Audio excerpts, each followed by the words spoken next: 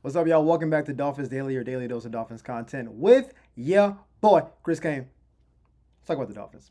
So we're gonna start with Terron Armstead, man.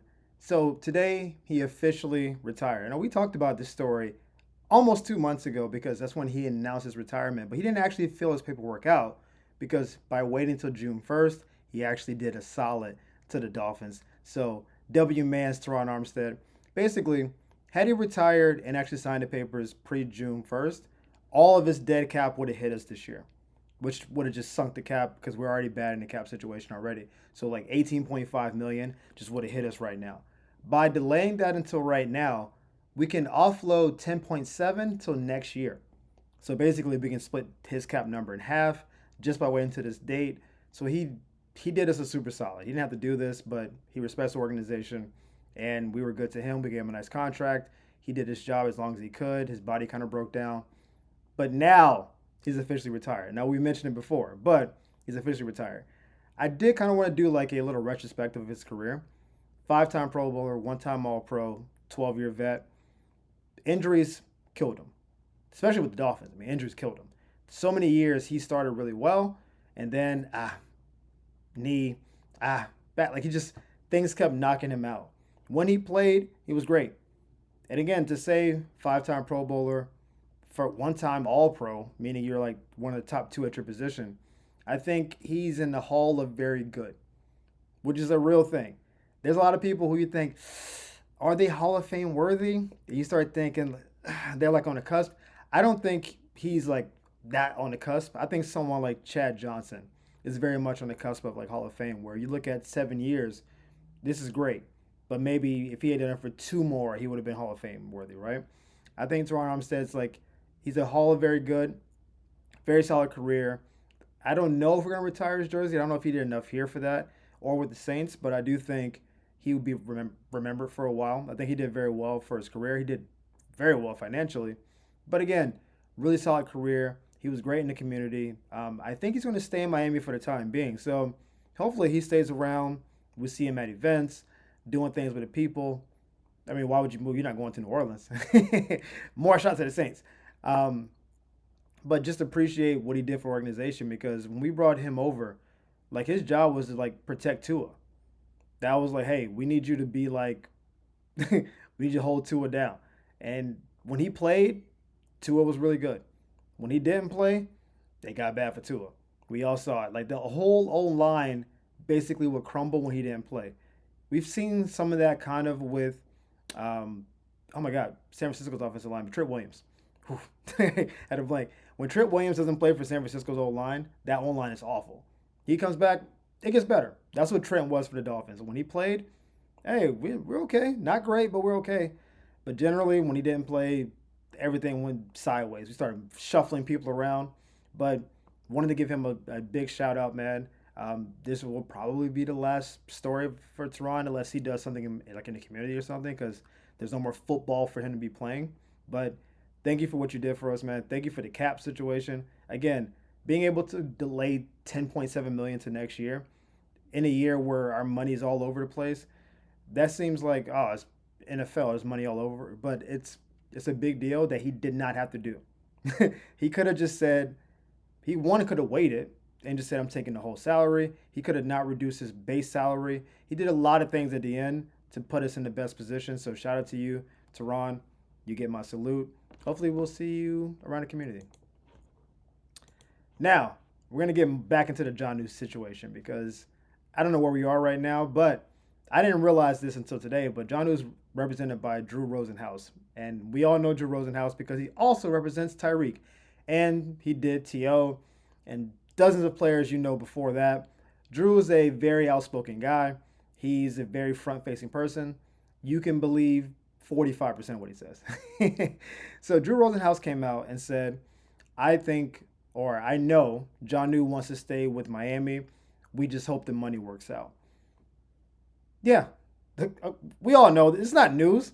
Of course he wants to stay with Miami. He had a great year. He's already on the team now. He's great in the system. Of course he wants to stay. What Drew is saying is, hey, get the money right. Miami's saying, hey, give us some time, and then we'll see what we can do. I think this is pretty basic knowledge. here's a problem with this position on Drew Rosenhaus's part. I don't know what the value of Jonnu is on the open market. He's a 29-year-old tight end that's had basically 2 really good years and then a bunch of meh years in his career. No disrespect to Jonnu, but he wasn't some perennial all pro level guy. That's how we got him for 2 years, 8.4 million. This wasn't like we got like some golden gem. We got a guy that had a lot of upside, hadn't really proven it, but we thought he can work in our system. I don't know if you go out in the open market, hey, 29-year-old tight end looking to get paid a bunch of money, who wants me? I don't think that's a particularly big selling point, especially when two tight ends were just drafted in the top 14 of the draft. Like we just had two top 15 tight ends. There's more coming. We got guys like Laporta coming in, being an all-pro immediately. Brock Bowers coming in, being an all-pro immediately. I wouldn't be shocked at all if one of these two, Loveland or Warren, come in and are Pro Bowl. Like that's not a thing. Tight ends are coming in and they're balling at 21, 22. To pay a 29-year-old $10+ million for a couple of year extension, knowing his shelf life is probably not long, I don't think his value is crazy high. It's very valuable to the Dolphins because we like him and he's good in our system and he found a home. We found a tight end that we like. But on the open market, I don't think he's worth a ton of money. Most teams don't need a tight end, especially not at that level and at that age and at that price tag. If I can get a tight end in the third or fourth round that can start for me and I'm paying him $600,000, $700,000, what are we talking about? So, yes, I'm sure Jonnu wants to stay. We get that. I think Drew's not lying to us, but I think his value is more minimal. I think he wants to get to that 12, 13, $14 million mark. I think we end up maybe doubling where he's at now, maybe get him up to 8, maybe 9. I don't see him actually getting more than 10 from us. There's no reason to pay him that much more money. We don't think his values, is someone in the open market going to give him 10, 11, $12 million? Who? Name a team. We were doing this Pittsburgh thing, but the whole idea was that they would trade Pat Freiermuth and bring him in. But if they're not going to trade Pat, then they would just keep him. I can't think of a team that has a need at that level. A team like the Broncos would have been a good option, but then they signed Evan Ingram, so that doesn't make sense. Maybe the Commanders could use a tight end, but they're going to spend $10+ million on a tight end. When they have Jaden Daniels, they'll just draft a tight end over the next couple of years. Like I don't see the value there. So happy to hear from the agent, which I guess by proxy is also Jonnu, that he wants to stay. And that this is basically just a money play. This is not I'm unhappy. This is not the organization doesn't fit me. Pay me. We'll see what we can do. Now, I did not see this little side story coming. We've been talking about Jalen Ramsey for about a month now. We talked about the Raiders, Eagles, Commanders, Detroit. Someone of my mentioned Jacksonville today. Interesting idea, right? He played at Jacksonville. He was drafted by the Jaguars. Played at Florida State. Makes a lot of sense. Team him up with Travis Hunter. Hey, I don't think that's a bad situation at all. Maybe teach Travis how to do that side of the ball. Travis and then, what's his name? Wow, from LSU. I'm drawing blanks. My brain's all over the place right now. Anyway, that would make some sense if you decide to go that way. But I don't see that happening.